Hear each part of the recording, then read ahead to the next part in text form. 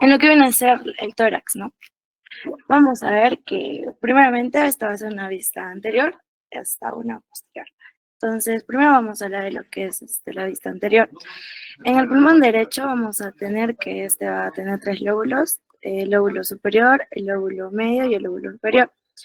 El lóbulo superior se va a encontrar en lo que va a ser la región supraclavicular. Aparte que esta va a estar a partir de lo que es o sea, de la primera hasta la tercera, o en algunos casos hasta la cuarta costilla.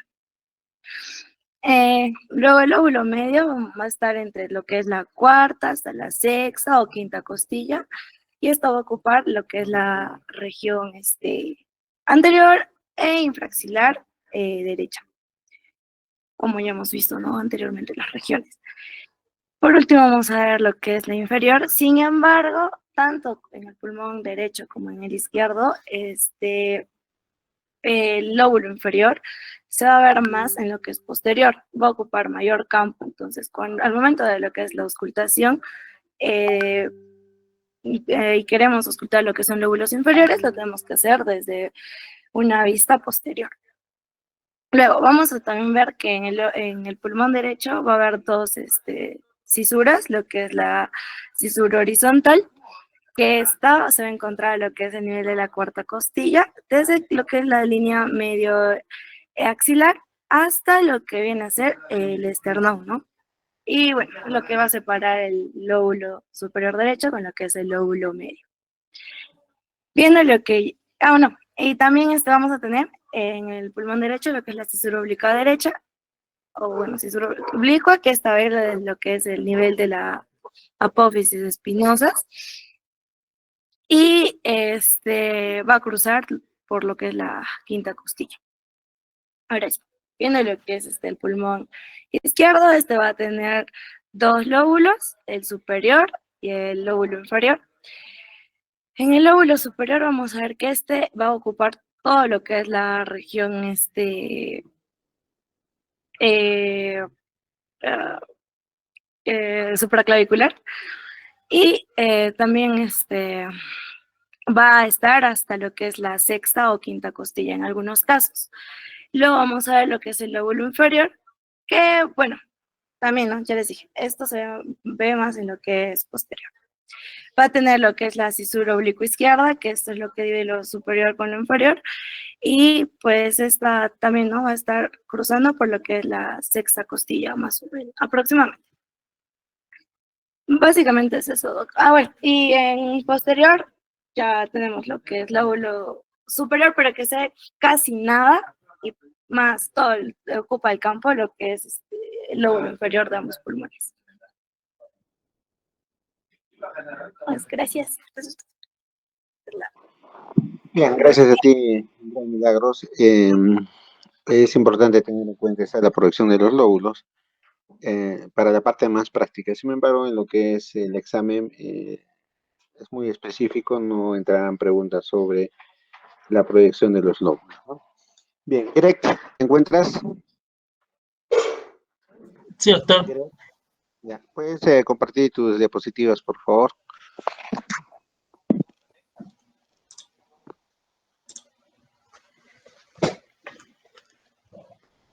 Ya, yo voy a empezar con lo que es el tema de la inspección de por sí, en lo que voy a hablar acerca de los tipos de toras que hay, voy a hablar sobre la inspección dinámica, la estática, y también de algunas cositas que mi compañera Andrea ya ha dicho en la clase relacionado con la topografía del examen.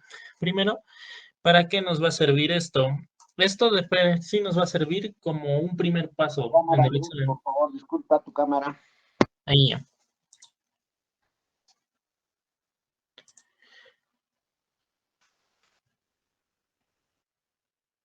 ¿Se me ve? Sí, Entonces, continúa. ya, entonces vamos a tener en cuenta de que esta va a ser la primera etapa de nuestro examen físico, de por sí del aparato respiratorio, que nos va a proporcionar lo que sería la información esencial, más que todo, para diagnosticar, no tanto como un diagnóstico de por sí, sino más bien nos va a servir para un diagnóstico diferencial. va a ser el primer momento en el que nosotros vamos a poder hacer un examen ectoscópico, o sea, vamos a observar al paciente desde la fase que pueda tener hasta el tipo de tórax que se pueda ver o la posición, el tipo de respiración que tenga el paciente, que nos va a poder a nosotros ayudar a poder identificar a qué patología nos está refiriendo lo que tiene el paciente. De por sí, cuando nosotros hablemos de una inspección general, tenemos que ver muchas cosas. Desde la inspección general, en el estado nutricional, que nos va a servir a nosotros para poder identificar si es que el paciente, por ejemplo, tiene un aumento de lo que sería el peso. Esto en algunos casos podría condicionar a de que haya una insuficiencia respiratoria por una restricción que impide al pulmón expandirse en su totalidad, ¿no? Y esto a la larga pues va a generar que el paciente pueda sufrir en cierto tipo de insuficiencia respiratoria. No siempre el estado nutricional va a estar relacionado con esto. En algunas enfermedades, como por ejemplo en las ascitis, pero de tipo voluminoso, o sea, cuando hay demasiado líquido en el abdomen, también podría generar una, o sea, podría evitar pues de que los pulmones puedan expandirse de forma correcta y esto podría generar cierto tipo de dificultad respiratoria. Así como ya hemos hablado, la cianosis va a ser importante para nosotros identificar si es que el paciente ya está pasando por un cuadro de una hipoxia o una hipoxemia crónica, dependiendo de cuánto en la historia clínica nos esté comentando de inicio de la enfermedad, porque hay algunas hipoxias que pueden originarse de forma inmediata o hay algunas que ya pueden ser de estadio crónico.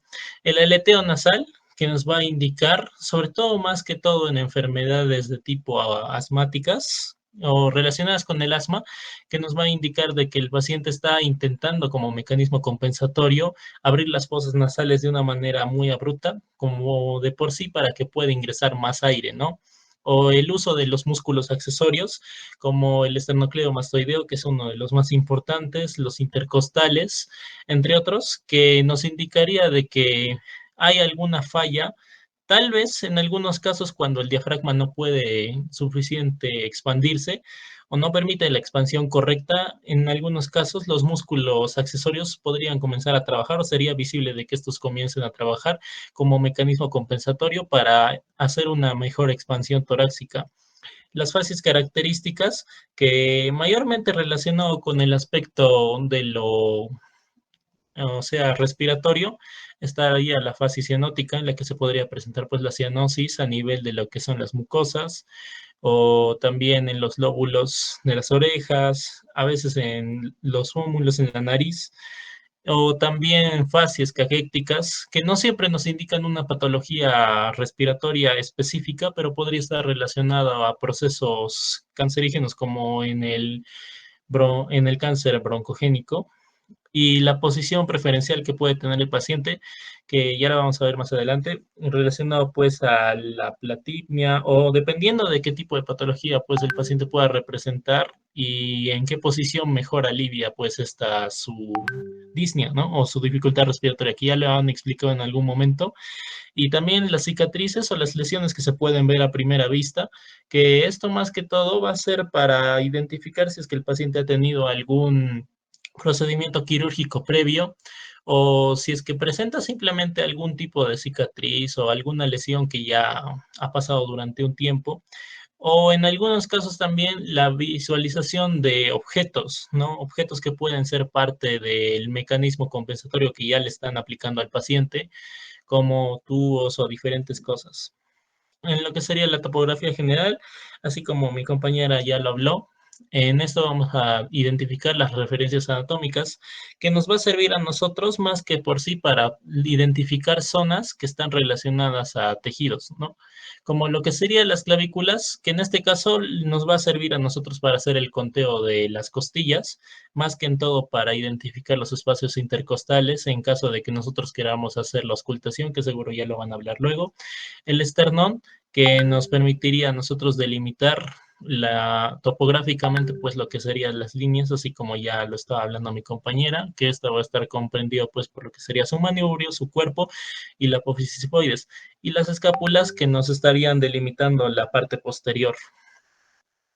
En lo que sería la maniobra del conteo de costillas, ya no voy a hablar mucho porque es algo que mi compañera ya lo habló, pero como para recordar de que tenemos que tomar en cuenta de que la inserción del segundo cartílago costal va a ser el ángulo de Lewis, en donde vamos a poder identificar el primer espacio intercostal y de ahí vamos a hacer el conteo para abajo, en sentido de medial hacia lateral para nosotros poder identificar bien los espacios intercostales. Ahora de por sí, en lo que sería la inspección de tórax, vamos a tener el tórax estático, que este va a estar relacionado más que sí por la misma forma que tiene el tórax. No va a estar tanto relacionado con el tipo de respiración que pueda tener el paciente, y esto más está relacionado a procesos que sean de malformaciones congénitas o procesos que se adquieran debido a alguna enfermedad que pueda presentar en el paciente. Por ejemplo, tenemos el normal, que es el que normalmente todos deberíamos tener, a diferencia de estos otros cuatro que ahorita los voy a mencionar. En el caso del tonel, o en el caso que también se le conoce como el de barril, este va a ser un tórax que, así como se ve en la imagen, va a tener un diámetro anteroposterior mucho mayor al que tendría pues en otras enfermedades. Y esto va a ser debido a de que cuando hay alguna patología, por ejemplo en el EPOC, que es una de las patologías en las que normalmente siempre se presenta, este tórax va a insuflarse debido a la acumulación excesiva de aire en su interior, y esto va a hacer pues de que sus diámetros comiencen a aumentar, más que de por sí en el sentido anteroposterior. Y como hay secreciones o hay obstrucción en las vías aéreas, sea en las altas mayormente, lo que va a generar es de que el atrapamiento de aire se va a acumular y no va a salir. Y esto va a hacer de que el tórax ya se genere, pues, o sea, va a tener esta forma.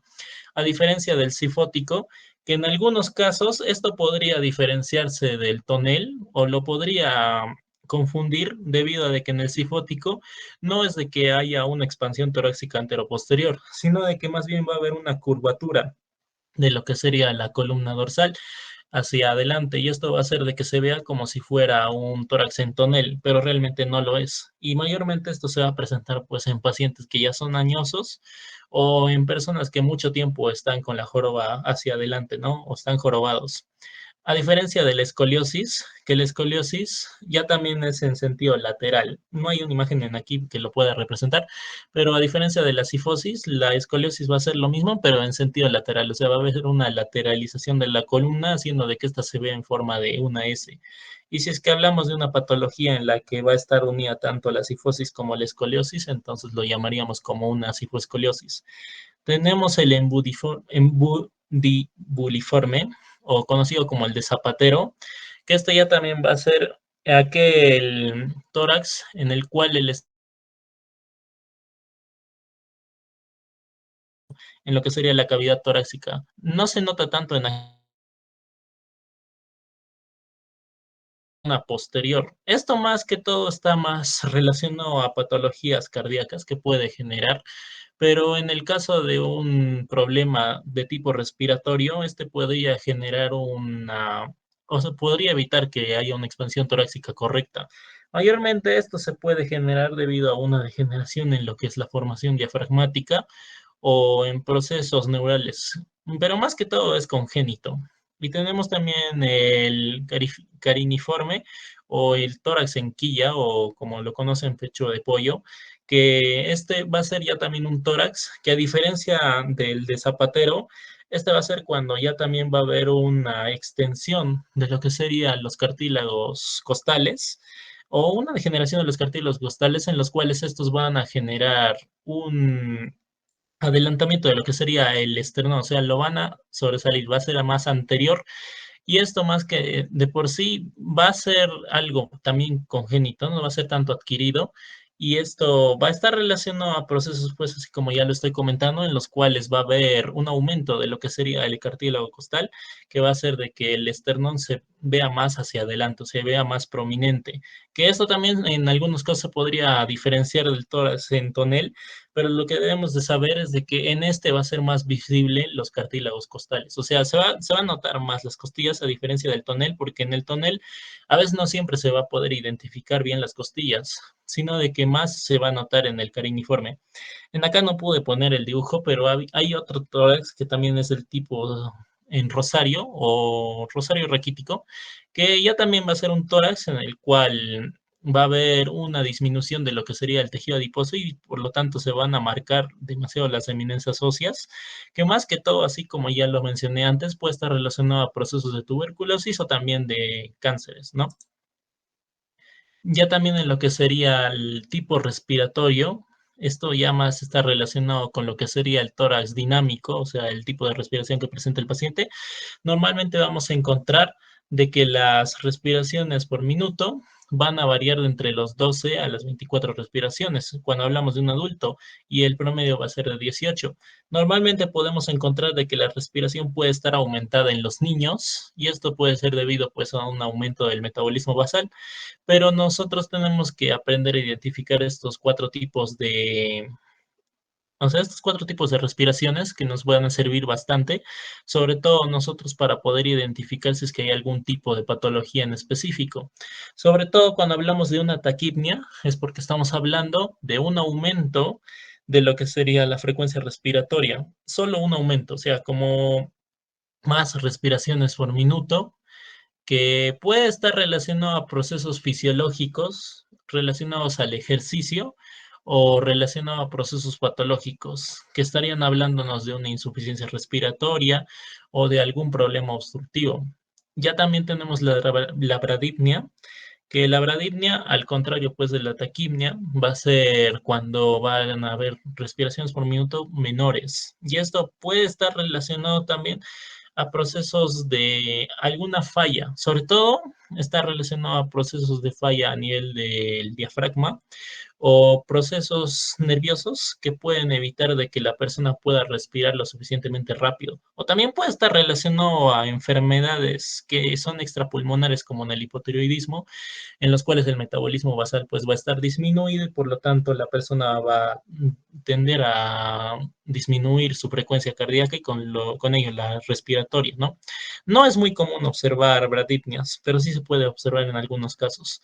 Las batipnias ya también van a ser una amplitud aumentada de lo que sería la frecuencia respiratoria.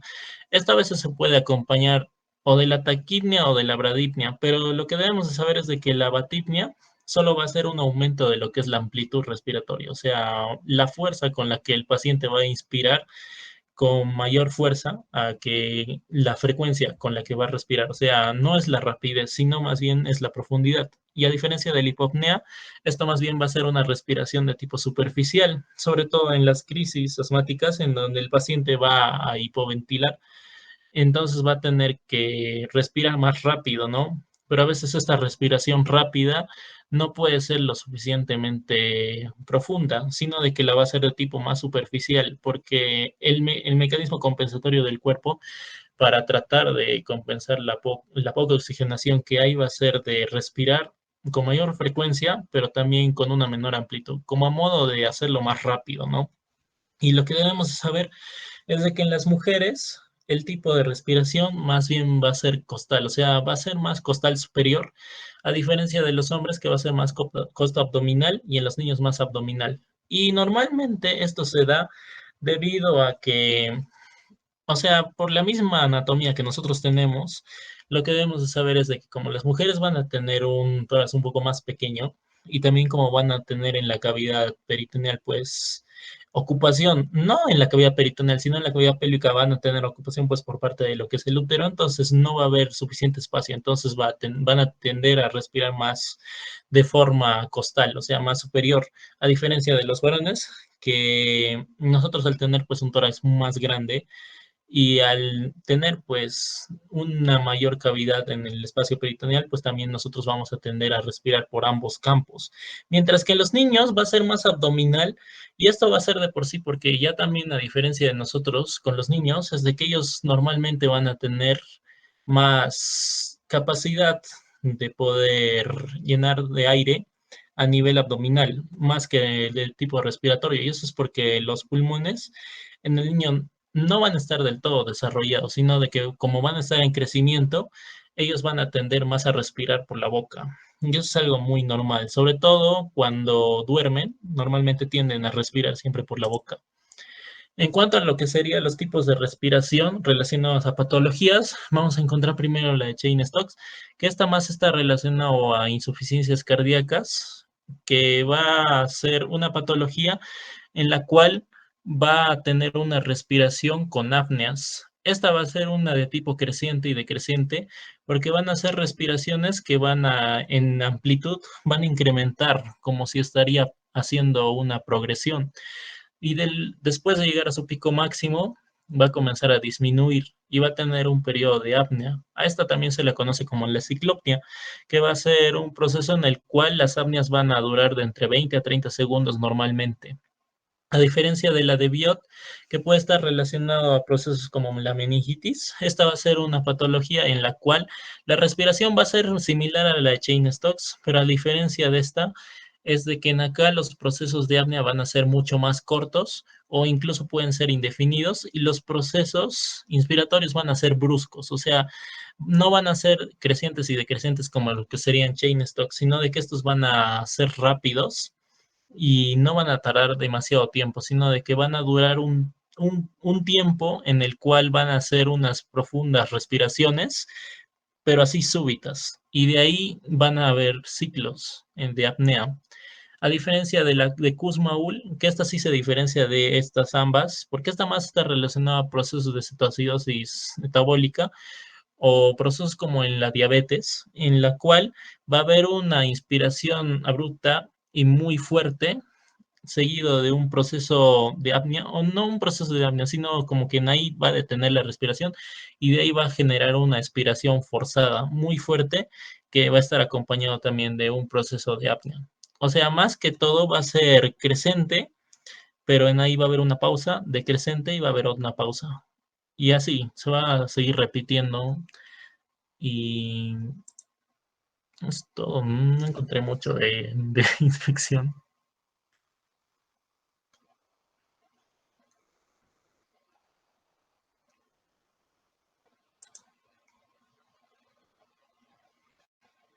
Mm. Doctor Fidel, disculpe, creo que apagó su micrófono.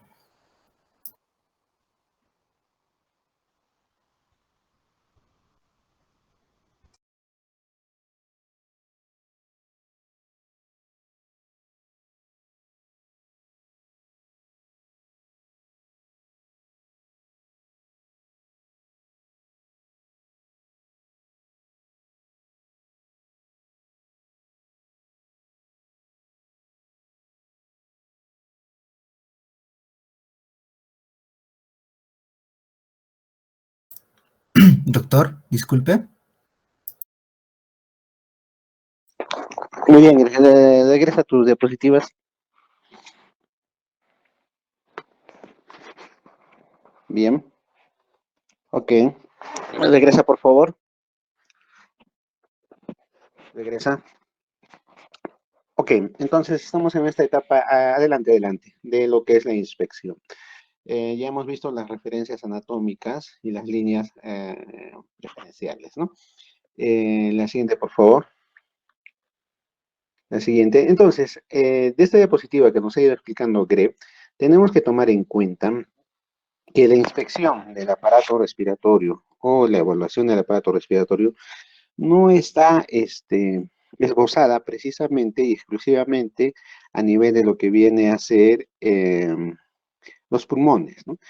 Hay ciertas reparos o zonas que nos indican cómo está el sistema respiratorio, ¿no? Y ya nos explicaron del estado nutricional. Recuerden que uno de los temas hablamos sobre la obesidad, que la obesidad es una causa de disnea crónica, ¿no? Porque no permite una buena expansión de los, eh, de los músculos en el aleteo nasal, y músculos accesorios que me van a indicar que hay dificultad respiratoria, por lo tanto uso el músculo respiratorio, ¿no? La siguiente, por favor. Ya vimos esto ayer de las referencias óseas, la siguiente. El conteo de las costillas también ya la vimos el día de ayer. La siguiente, por favor.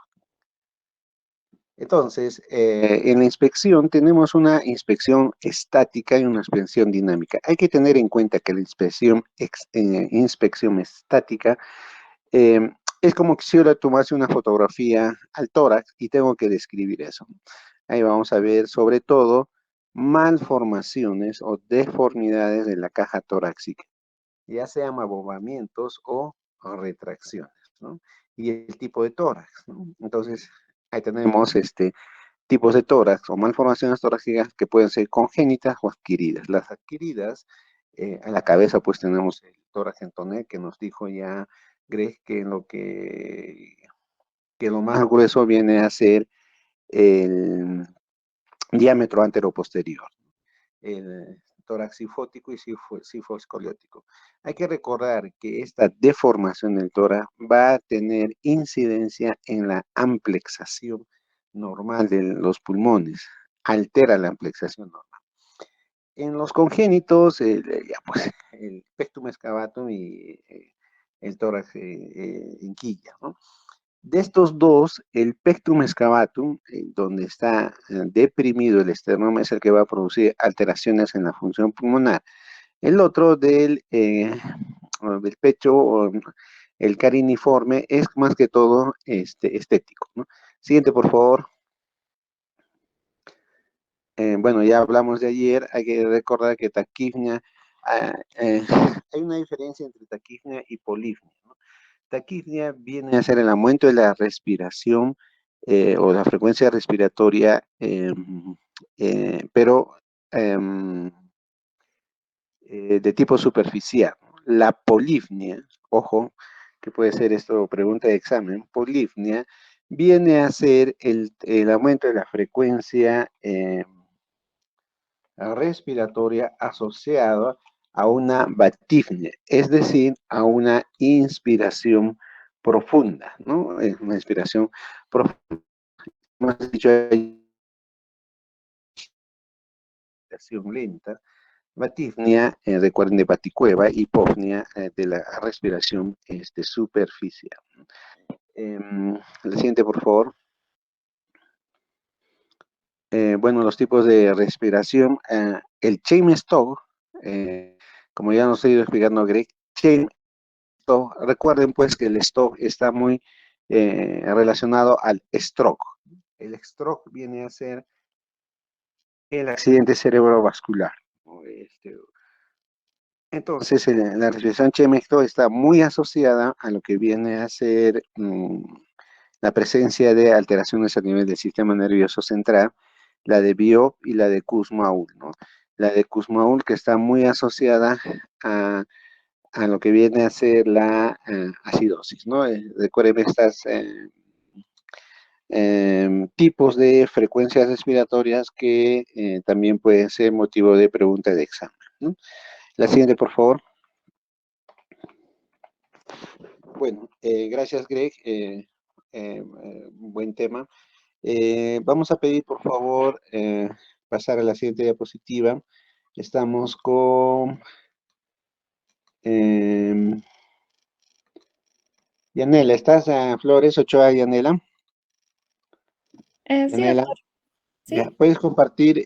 ¿Ha tenido María Fernanda alguna contratiempo con la señal? Pero va a ingresar posteriormente a exponer. Vamos a saltar a lo que es la percusión con Yanela. Por favor, pongan presente o marquen su asistencia en el chat. Solamente pongan presente. Prendes tu cámara, por favor, Yanela, te escuchamos. Ok, doctor.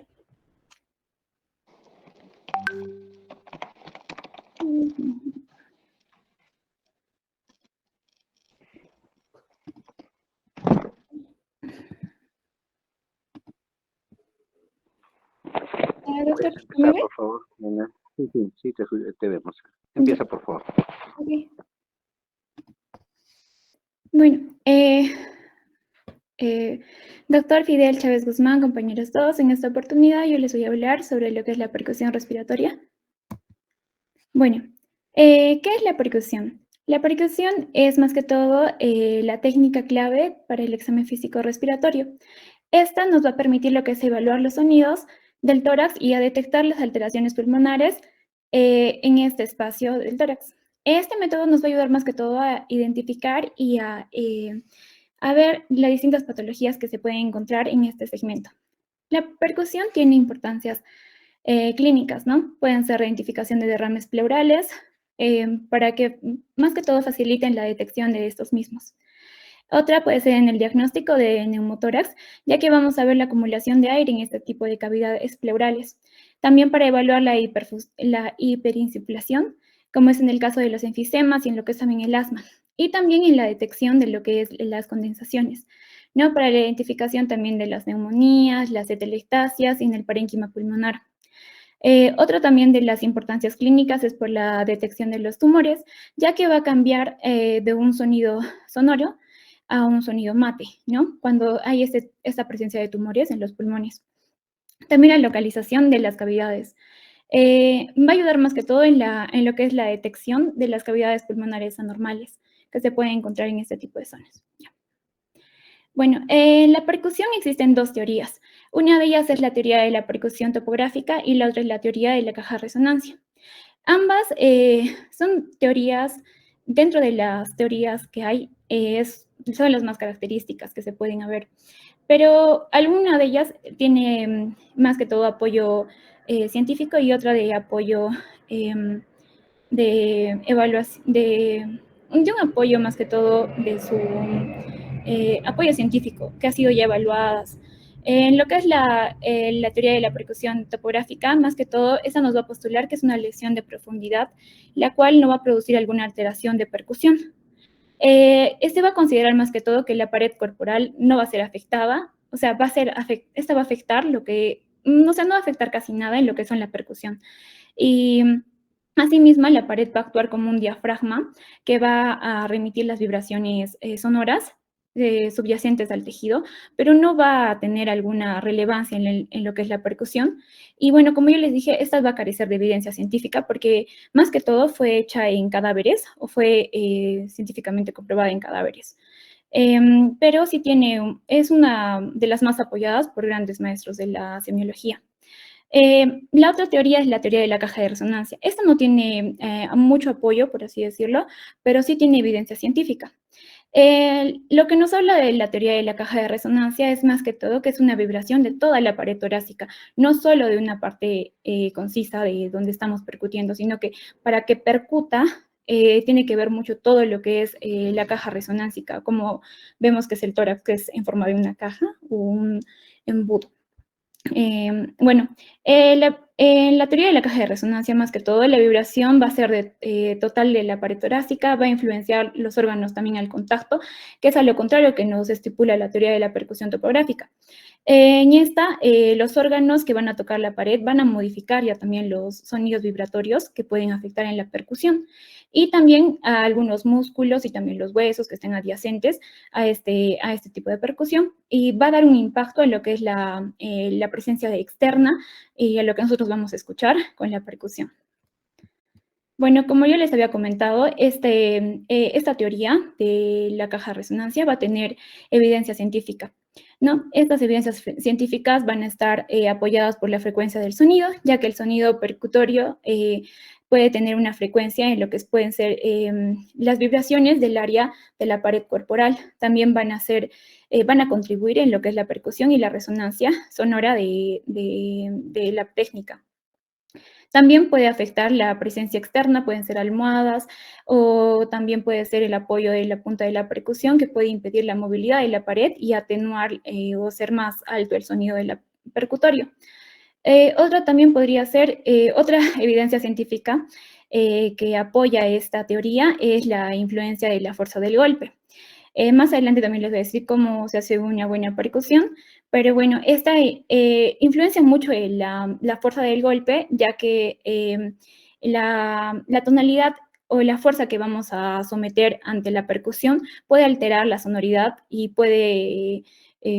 se puede confundir con un sonido mate, entonces esto puede afectar en total la metodología o la técnica.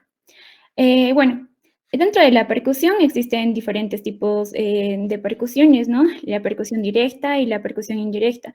La percusión de la cual yo les voy a hablar es la más usada, la cual es la dígito digital o también conocida como Herhardt. Esta es una percusión de técnica de percusión indirecta, porque se va a someter con los dos brazos, con las dos manos, y bueno, más que todo, no va a ser tan invasiva, pero nos va a ayudar y va a tener ventajas porque va a tener control y la sensibilidad del sonido que vamos a percutir.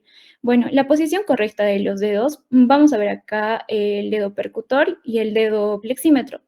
El dedo percutor va a ser el índice o medio de la mano derecha y puede golpearse sobre el dedo plexímetro, que puede ser el medio o el índice de la mano izquierda, y se va a apoyar horizontalmente en el espacio intercostal donde vamos a querer percutir.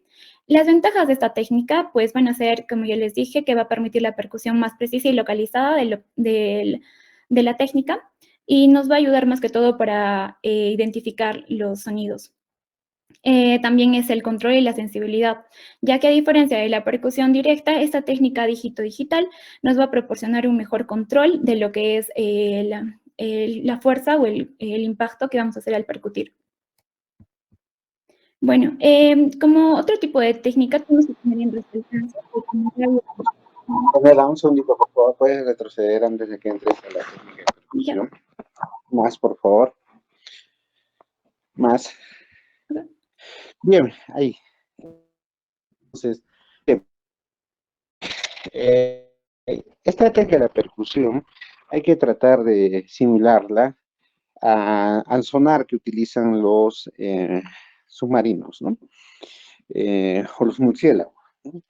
La idea es producir un sonido y cuando retorne ese sonido, escucharlo o incluso sentirlo, ¿no?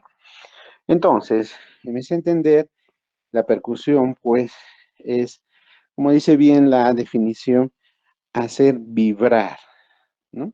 Hacer vibrar las estructuras que se encuentran en la cavidad torácica, ¿no? Entonces, por ejemplo, si ustedes ven la imagen, nos va a exponer Yanel la correcta técnica. Si ustedes ven la imagen, eh, está percutiendo pues mal, ¿no? ¿Por qué? Porque seguro que ya nos va a explicar Yanela. Vean ustedes que los dedos de la mano, en este caso de la mano izquierda, están completamente apoyados sobre el tórax.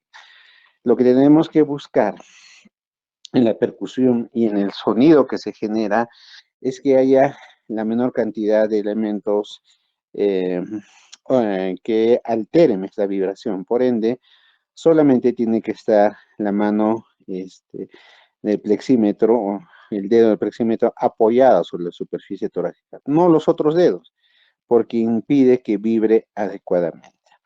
Entonces, también la percusión tiene una limitación que viene a ser que solo alcanza una determinada profundidad, ¿no? Si bien es cierto, nos va a servir, como dijo Yanela, para detectar condensaciones, como puede ser neumonías o tumores, siempre y cuando estos estén un poco cerca a la pared torácica, ¿no? Porque neumonías o consolidaciones muy profundas, como tumores muy profundos, no los va a identificar, ¿no? La siguiente, por favor. Bien, dentro de las teorías, como nos dijo, la teoría de percusión topográfica ya está siendo dejada de lado, ¿no? La que se está utilizando ahora es la teoría de la caja de resonancia, ¿no? La siguiente. Eh, Bien, la que más utilizamos viene a ser la percusión dígito-digital, ¿no? En la cual tenemos pues en la mano plexímetro y el dedo percutor, ¿no? Que ahora nos va a explicar Yanela. Hay otras formas de percutir, por ejemplo, la percusión directa, ¿no? Donde yo percuto directamente con la mano percutora sobre el tórax. Tampoco ya se utiliza esa técnica, ¿no? La que se utiliza es esta, pues la de dígito digital de hierro. Continúa, por favor, Yanela. Bueno, ok, gracias, doctor. Bueno, como ya les estaba comentando, hay que tener en relevancia, como ya lo habían dicho dentro de la inspección, porque, bueno, dentro de esta, en los bordes inferiores, como se puede ver de cada punto A a punto B, pueden haber sonidos percutores. En lo que es la percusión, puede pasar de de ser sonoro a ser mate, ya que hay, bueno, al momento de lo que es la expiración, los pulmones van a descender y eh, o sea, pueden ver todavía la sonoridad de la misma caja torácica, pero su normalidad. Pero podemos confundirla con un derrame o con otra condensación o que puede haber en el tórax. Pero más que todo para delimitar, porque después de pasar de punto A a punto B, más que todo acá se encuentra lo que es o sea, lo que es el espacio de la matidez hepática. Acá se encuentra más que todo entre el cuarto espacio intercostal y el quinto espacio intercostal, la submatidez hepática. Entonces hay que tener en cuenta esto, que el paciente puede estar en inspiración y que podemos encontrar este tipo de percusión en esta parte. Bueno, la percusión, correcta, según lo que estaba comentando el doctor, es más que todo en la colocación del dedo plexímetro. Hay que tener en cuenta esto, ya que se debe de ponerse superficialmente del tórax sin ejercer demasiada presión de los otros dedos, como el doctor mismo nos dijo, para evitar que haya alguna implicancia dentro de lo que es la percusión. Esta técnica del golpe tiene que ser de todo de la muñeca, no puede ser de todo el brazo, ya que podemos emitir más fuerza y hacer que el paciente tenga alguna lesión. También ver que esta debe ser de manera perpendicular a la mano del dedo percutor. Entonces también la posición del dedo percutor, esta debe de caer perpendicularmente hacia el dedo plexímetro y inmediatamente por detrás de lo que es la uña. Y también otra característica es los golpes. Los golpes deben ser suaves y breves. Estos tienen que ser con rebote, a lo contrario que se puede hacer en lo que es en el abdomen, ¿no? Que es solo un bote. En este son dos y cada bote tiene que tener de 2 a 3 golpes espaciados. Esto se debe hacer con cuidado y también para mantener un ritmo de intensidad, porque más que todo vamos a hacer esto de manera comparativa, ¿no? Para ver los dos emitórax, tanto derecho como izquierdo, porque tenemos que ver, acá se encuentra una matidez de lo que es hepática en el derecho y en el izquierdo la matidez cardíaca o también acá lo que es la matidez, bueno, el timpanismo también de lo que es el espacio de Traule. Bueno, tenemos que tener en cuenta sobre todo eso. En lo que es la percusión, hay factores que van a influenciar a los resultados, más que todo lo que es la rigidez torácica, en lo que son los pacientes que son añosos, ya que el tórax se va engrosando, también en lo que son en lo que son las, están gritando, disculpe. Bueno, más que todo en la rigidez torácica, ya que esto va a impedir un poco en lo que es la percusión. En los ancianos y bueno, también en algunas otras patologías referentes a lo que es los pulmones. Bueno, también el tejido subcutáneo puede impedir y puede influenciar en los resultados, como son en los pacientes que son obesos o también que han desarrollado masa muscular. Esto puede impedir un poco los resultados de la percusión, así mismo como la escoliosis, que bueno, más que todo es una curvatura normal de lo que es la columna vertebral y puede esto alterar la disposición de las costillas, lo cual puede haber una combinación como de ondas sonoras y esto se pueden propagar o sea, las ondas sonoras se van a propagar, causando así una variación en los sonidos y también puede impedir y puede influenciar en los resultados de la percusión. Bueno, otros factores que van a influenciar también son la posición del paciente. Ya, un segundito. Ok. Bien, entonces, técnica que está refiriendo ya hay un pequeño detalle que debemos de tener en cuenta. Se percute a nivel de los espacios intercostales, ¿no? Todo lo que nos dijo Yanela, de que el dedo plexímetro solamente tiene que estar en contacto con la superficie del tórax, el dedo plexímetro, los más levantados, que el dedo debe caer perpendicularmente, el dedo percutor. Los dedos tienen que caer perpendicularmente sobre el dedo flexímetro, justo detrás de la uña. ¿Ya? Solamente puede ser 2 golpes o un golpe, ¿no? Pero lo básico es que es en espacio intercostal, no sobre estructuras óseas, ¿ya? No sobre estructuras óseas. Mira, la siguiente. Y hay algunas condiciones que nos van a producir matidez, por decirlo de una manera, ¿no? Ahí tenemos la rigidez torácica en los ancianos. Va a dar la sensación de que es una matidez porque no hay una buena vibración de la caja torácica, ¿no? De las estructuras elásticas del tórax. No vibran adecuadamente porque están entrando en un proceso ya pues de rigidez. Los obesos o las personas con sobrepeso, cuando nosotros percutimos, va a haber también una sensación de matidez, ¿no? ¿Por qué?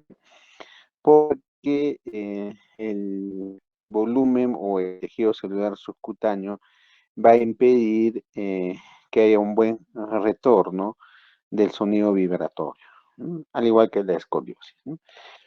Por eso, cuando nosotros percutimos, tiene que ser una percusión comparada, lado A con lado B, lado A con lado B.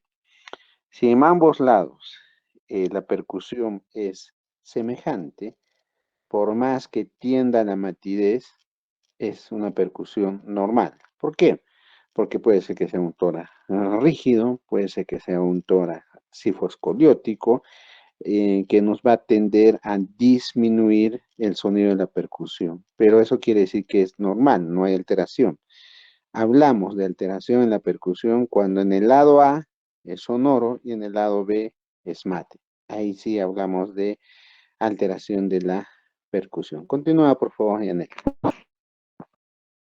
Ya. Bueno, algunos factores que también pueden influenciar en los resultados es, bueno, la posición y características del paciente con su composición constitucional.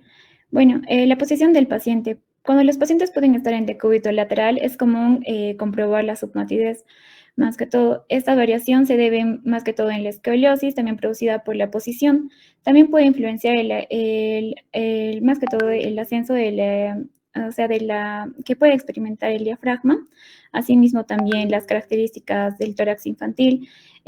Los niños suelen tener un poco más suelen tener su sonoridad suele ser de una percusión intensa y sonora por una gran capacidad vibratoria de sus paredes, al contrario de lo que suelen ser, o sea, los adultos, ¿no? Los adultos más que todo tienen una mayor tensión del tejido pulmonar y por eso el tono es un poco más elevado.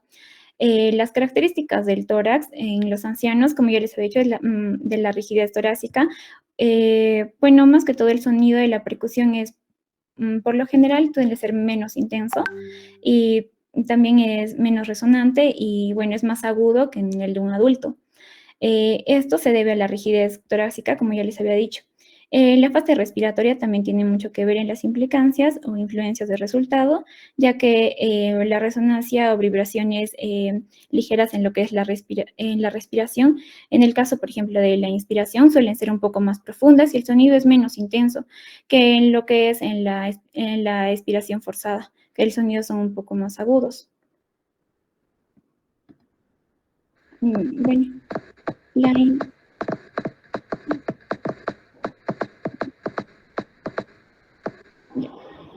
bueno, la intensidad de la percusión. La intensidad de la percusión puede ser muy fuerte, fuerte o percusión ligera. Bueno, la percusión más que todo muy fuerte suelen ser en las paredes estructurales blandas o muy gruesas, como en el caso de personas obesas, o que también tengan afecciones como, ¿cómo se llama? Fibrosis pulmonares. No, en esos casos la percusión tiene que ser un poco más fuerte, teniendo estos antecedentes ya predeterminados. La percusión fuerte no nos va a ayudar bastante a delimitar lo que son las estructuras o cambios de sonoridad en las propagaciones laterales más que todo. Y como ya les había comentado, la percusión tiene que ser ligera, suave, para que nos ayuden a permitir, para delimitar los bordes de órganos y zonas de transición, ¿no? Como ya les había dicho, una zona de transición es la zona hepática, la submatidez matidez hepática y la matidez hepática, ¿no? Entonces, para poder percibir esos sonidos tenemos que hacer una percusión ligera y suave. Bueno, la percusión de sonidos percutores normales son la sonoridad, la matidez y el timpanismo. Dentro del tórax, estos sonidos son normales. La sonoridad tiene una característica de intensidad fuerte, un tono bajo, de una duración prolongada. Se obtiene sobre un pulmón aireado más que todo y es de una máxima zona intraclavicular, ¿no? Como es en el caso de los pulmones, en los ápices. Es más o menos así. Ya. Y bueno, la matidez, que esta es de escasa intensidad, tiene un tono alto, de duración breve y bueno, va a aparecer sobre todo en el pulmón sin aire y bueno, se puede ver en neumonías, en atelectasias o en líquidos o derrames pleurales, pero la matidez más que todo se va a dar en órganos como el hígado, el corazón, los órganos que se pueden encontrar también en el tórax. Bueno, el timpanismo más que todo es de sonido musical de intensidad superior, de una duración máxima, una tonalidad también intermedia. Se percibe sobre órganos con contenido aireado, como son el estómago y también los intestinos. Esos son de un sonido un poco más sonoro o musical. Y la matidez se puede diferenciar porque esta es más como tocar una mesa, prácticamente, o una almohada, por así en comparaciones. Y la sonoridad más como un tambor o un sonido o una cavidad que tenga aire. Ya. En lo que son los sonidos percutorios que podemos escuchar en todo el tórax, algunas características acústicas, acá, bueno, las he dividido en intensidad, en el tono, la duración, la localización normal y las localizaciones, o sea, si se escuchan esto y no se escuchan en su ubicación, en su localización normal, resulta ser patológicas, ¿no? Y bueno, a ver, los sonidos, más que todo la sonoridad, como ya les había dicho, tiene una intensidad fuerte, de un tono bajo, de una duración prolongada, y la localización normal de esta puede ser en el pulmón aireado o de máxima zona infraclavicular, más que todo ahí, ¿no? Entre las primera y segunda costilla. Estas no son patológicas, no se asocian a nada patológico porque son normales, son sonidos normales del tórax. La matidez tiene una intensidad escasa, de un tono alto, de una duración breve, y su localización normal son los órganos macizos, como el hígado, el vaso, el corazón. Esta puede ser asociada también, si se escucha, como yo les había comentado, como un neumotórax, atelectasia o un derrame pleural. El timpanismo también, suele ser de intensidad superior, con un tono intermedio, de una duración máxima. Lo podemos escuchar en el estómago, en el espacio de Traule o también en los intestinos, ¿no? Como ya les he dicho, es un espacio donde más que todo se encuentre una cavidad aireada. En el espacio de Traule, como ya acá se encuentra el espacio de Traule, nos va a ayudar, también es conocido como semiluna de Traulet o también casquete de Traule, lo cual nos puede ayudar en el tórax para ver un derrame pleural o también para ver un neumotórax más que todo, ya que si se puede encontrar con matidez en este espacio, podemos sospechar de un neumotórax o de cavernas pulmonares, ¿no? Como ya les había dicho, acá también se encuentra la matidez hepática, y bueno, también acá la matidez cardíaca. Son espacios donde tenemos que tener resaltancia, ¿no? Y bueno, la matidez hepática más que todo se da a partir de la sexta costilla, porque de la cuarta a la quinta se escucha una submatidez y bueno, como ya les había comentado, la sonoridad pues son en los pulmones, en los lóbulos superiores. Bueno, acá también resaltar que son en los vértices de los campos de Cronk, que son los ápices, donde también tienen que ser percutora de lado a lado para ver si hay alguna condensación o para ver si puede tener sospecha de tuberculosis o de alguna otra afectación pulmonar. Bueno, seguimos con la submatidez. Esta suele ser de intensidad media, de un tono medio alto y, bueno, de una duración media. Es más que todo en transiciones como de órganos, es sólido en el quinto espacio intercostal, como de la submatidez hepática, que les comenté. Patológicamente está asociado a condensaciones parciales o menor alteración. Bueno, ahora les la hipersonoridad es de una intensidad mayor, sonoridad, y bueno, es de un tono un poco más bajo, de una duración mayor, y bueno, la localización normal no tiene una localización normal, y la hipersonoridad y la sonoridad metálica son totalmente patológicas. Estas se pueden ver en asma, neumotórax y enfisemas, disculpe. Bueno, la sonoridad metálica más que todo es de intensidad variable. Esta tiene un tono musical y bueno, es de duración variable. Como ya les he dicho, es totalmente patológica. Se ve en cavernas pulmonares y también en neumotórax. Atención. Bueno, la distribución topográfica normal en la región anterior suele ser de máxima sonoridad en los primeros espacios intercostales y una submatidez hepática desde el cuarto espacio intercostal derecho, también llega a ser hasta el quinto espacio intercostal. Bueno, hay una matidez cardíaca desde la tercera costilla del lado izquierdo. Y bueno, en la región posterior más que todo vamos a oír una sonoridad menor en la parte anterior de lo que es la submatidez hepática, como ya les estaba comentando. Bueno, las regiones laterales son más que todo para ver lo que son las partes posteriores, donde se van a encontrar timpanismos de la región infraaxilar del lado izquierdo, y ahí vamos a escuchar más que todo lo que es el timpanismo. Eso es en una topografía normal. Y también si en estas escuchamos lo contrario, si escuchamos matidez, bueno, podríamos sospechar alguna patología respiratoria.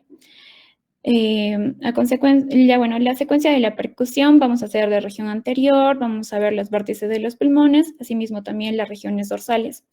Vamos a empezar en una región anterior, vamos a percutir sobre los espacios intercostales, como el doctor nos había dicho, desde la región superior hasta la inferior. Tiene que ser descendente. Esta también nos va a permitir ver los vértices pulmonares delimitados por los campos de ápices del Crohn. Como ya les había dicho en este esquema, están los vértices de los campos Crohn para ver ambos pulmones y sus ápices correspondientes y para su lado comparativo. Bueno, y las regiones dorsales, que bueno, nos van a ayudar a percutir de arriba, bueno, en la región dorsal, pasando por la región dorsal, vamos a percutir de arriba hacia abajo, también descendentemente, y siguiendo las líneas paravertebrales y medioescapulares, y bueno, así asimismo para la axila posterior. En este cuadro, bueno, podemos ver lo que son las zonas de Crohn, ¿no? Y bueno, los espacios que tienen que tener sonoridad son los que están de blanco, y los negros son los que tienen que tener matidez. Por acá el espacio hepático, matidez hepática, acá el corazón, y bueno, por acá también lo que son la matidez hepática posterior, y asimismo, ¿no? En las zonas de Crohn, que se tienen que ver sonoridad. Ya. Las regiones laterales de la columna vertebral. En las regiones laterales vamos a ver más que todo sonoridad en las posteriores y al percutir de arriba a abajo, siendo las líneas axilares medias. Y bueno, en la columna vertebral vamos a percutir todo lo que es la extensión, buscando más que todo la sonoridad desde la séptima vértebra cervical hasta la 10ª dorsal. También vemos algunos hallazgos percutores anormales, que son la matidez y la submatidez. Si damos a percutir y nosotros escuchamos este tipo de matidez o submatidez, podemos tener sospechas de condensaciones, ¿no? Como las condensaciones pueden ser neumonías, atelectasia o incluso tumores. En caso de escuchar también, por ejemplo, podemos tener en sospecha de un derrame pleural en lo que es la curva de Damasio o un signo de desnivel, ¿no? En lo que es la parte dorsal. En otras causas también podemos ver lo que son las inflamaciones de infarto pulmonar o algunos tumores también que podemos presenciar al momento de la percusión. Algunos hallazgos anormales también pueden ser hipersonoros o de timpanismo. Eso va a depender de acuerdo a si son localizados o generalizados. Los localizados normalmente pueden ser de cavidades pulmonares y van a ser relajación también del parénquima o en el neumotórax localizado. Los generalizados ya también pueden ser en neumotórax, en enfisemas pulmonares o en crisis de asmas bronquiales. Vamos a escuchar este tipo de hipersonoridad o timpanismo. Bueno, los hallazgos percutorios normales o anormales, diré, el sonido metálico, es más que todo, se se debe a las cavidades pleurales grandes, como neumotórax tensiones o también condensaciones extensas. La característica es un timbre metálico prácticamente, como si fuera una campana, y las paredes suelen ser lisas y tensas, de más o menos un diámetro de 6 centímetros. Y bueno, estas van a facilitar la maniobra para, ¿cómo se llama?, de maniobras espaciales que podemos hacer en la percusión o en la auscultación combinadas, ¿no? Ya. En la percusión o hallazgos percutorios del enfisema pulmonar, vamos a ver hallazgos y mecanismos fisiopatológicos. En los hallazgos, más que todo, si vemos hipersonoridad en las playas pulmonares, estas podemos sospechar de algún mecanismo patológico de hiperinsuflación del parénquima. Asimismo, si vemos y si podemos escuchar una disminución de la excursión respiratoria, estas nos pueden dar una sospecha de rigidez torácica o un explanamiento o expansión de lo que es el diafragma, ¿no? También lo que es la ausencia de hematidez cardíaca del corazón cubierto puede ser por una sospecha de interposición del pulmón, ya también por una hiperinsuflación. Y bueno, otro hallazgo que sí encontramos que puede ser anómalo es la desaparición de la hematidez hepática, ¿no? Esto puede ser por un descenso del diafragma o de hiperinsuflación basal de lo que son los pulmones. Bueno, la percusión, en un valor diagnóstico de la percusión del tórax es una técnica fundamental, ya que a pesar de los avances de la tecnología de imagen, como son la radiografía, las ecografías, es una herramienta valiosa porque nos permite diagnosticar y, bueno, ante limitaciones que nos pueden haber en las clínicas principales, ¿no? O aledañas o rurales, esa es la técnica de percusión nos ayuda bastante. Más que todo, el principal diagnóstico de la percusión es la matidez asimétrica, ¿no? Que esta va a ser útil, más que todo, porque va a afectar para el diagnóstico de la neumonía en pacientes con fiebre o tos. O sea, si tienen sospecha de pacientes con fiebre o tos, esta matidez tiene que ser, ¿cómo se llama? Tiene que ser, o sea, esta va a ser útil para sospechar alguna infrecuencia de lo que es la percusión. Bueno, la hematidez, más que todo en el signo de desnivel, es muy útil para detectar lo que son los derrames pleurales o si son voluminosos, como se ve en la imagen. Bueno, y también la hipersonalidad generalizada, esta va a ser útil para lo que son pacientes que vienen con antecedentes de fumadores o predicen de obstrucciones crónicas del fluido aéreo. Bueno, algunos signos percutorios que van a condicionar la clínica, como ya les había comentado, la sonoridad es un sonido normal prácticamente, la matidez podemos tener sospecha de neumonía o derrame pleural, el timbanismo anormal suele ser por un neumotórax o sospecha de neumotórax, la hipersonoridad pues por un enfisema pulmonar. Bueno, dentro de la percusión vamos a ver este cuadro de diagnóstico para hallazgos anormales. La matidez asimétrica, patológicamente es en neumonías. Esta es de una sensibilidad media, especificidad alta, de un valor de diagnóstico suele ser útil, pero menos frecuente. La matidez de signo del desnivel es en derrames pleurales, suele ser de sensibilidad alta, de una especificidad alta, y bueno, tiene un valor de diagnóstico muy útil, ya que nos ayuda bastante con el presunto diagnóstico. La hipersonoridad generalizada suele ser en patologías como enfisemas o en el EPOC, tiene una sensibilidad media alta y una especificidad media. Esta suele ser útil, pero como ya les dije, con antecedentes de ser fumadores. Y bueno, la matidez basal o con límite parabólico suele ser en patologías como en derrame pleural, la sensibilidad suele ser alta y la especificidad también suele ser alta. Esto es muy útil ya que nos permite ver el signo de Damascene, que vamos a ver lo que es la matidez, o sea, la sonoridad y la matidez. Y bueno, la percusión más que todo nos va a ayudar como una herramienta fundamental. Es un método de exploración física fundamental en el diagnóstico de enfermedades respiratorias. Y bueno, en la clínica también nos va a ayudar en la proporción de información clínica relevante sobre el estado del parénquima del pulmón de nuestro paciente y así también mismo por sus cavidades pleural. También la interpretación del contexto, porque esta nos va a ayudar en el hallazgo que deben interpretarse en el contexto clínico del paciente y a comprender muchos, entre otros diagnósticos. La percusión, más que todo torácica, sigue siendo una herramienta valiosa por la sensibilidad, la rapidez y la capacidad para proporcionar información clínica relevante para la evaluación inicial de un paciente con enfermedad respiratoria. Muy bien, Yanela. Retrocede tus diapositivas. Permíteme felicitarte, una muy buena revisión. Retrocede tus diapositivas, por favor. Bueno, uno más adelante. Más adelante.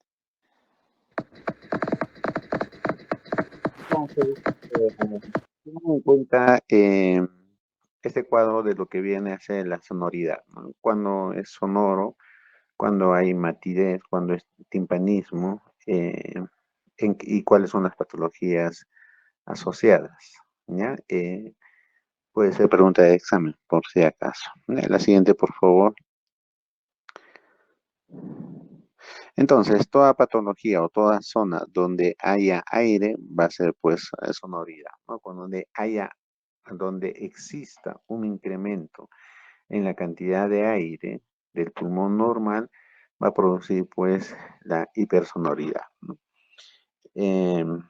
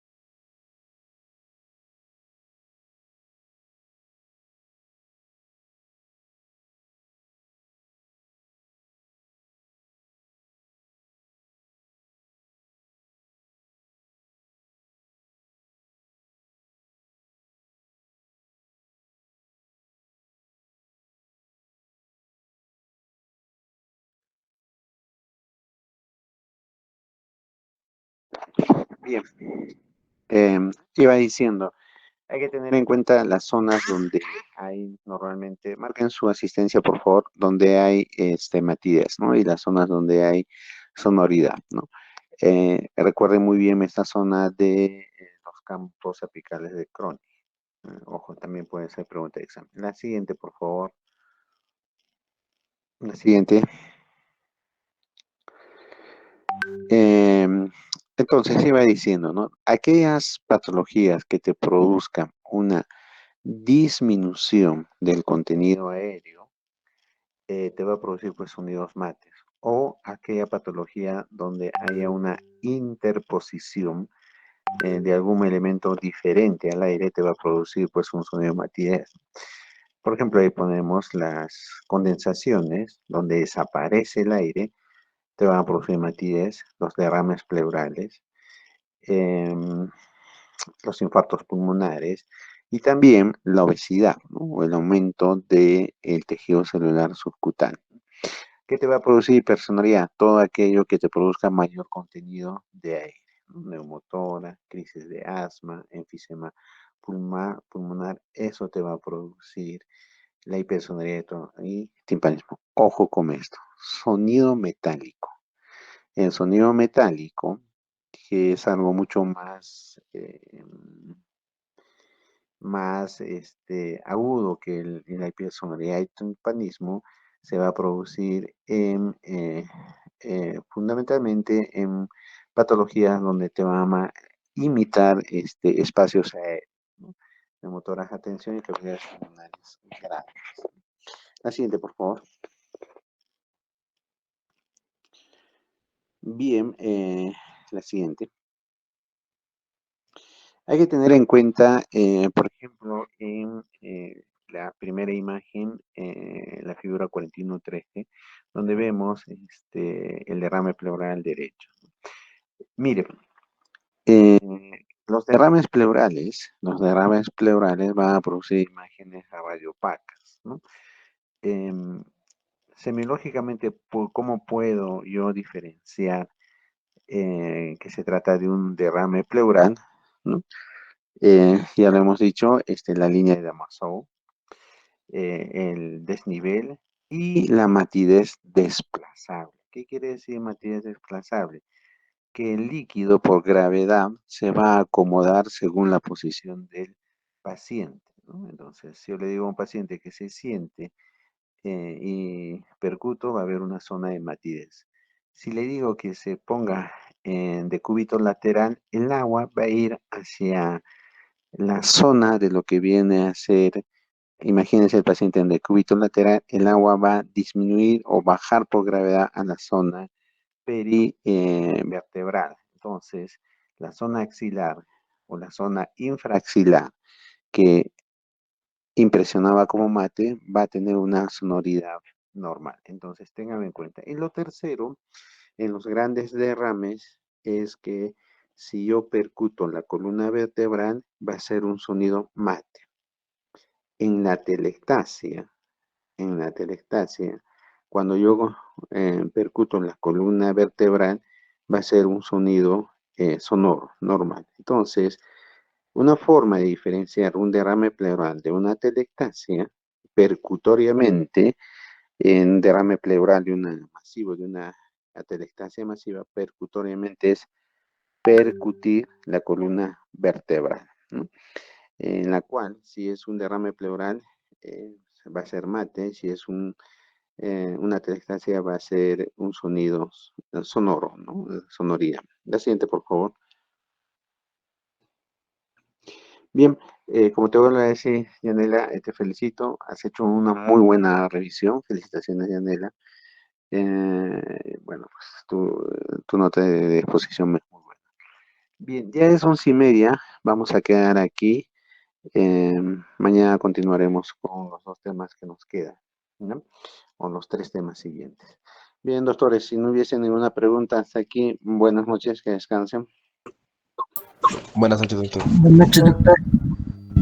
Buenas noches, doctor.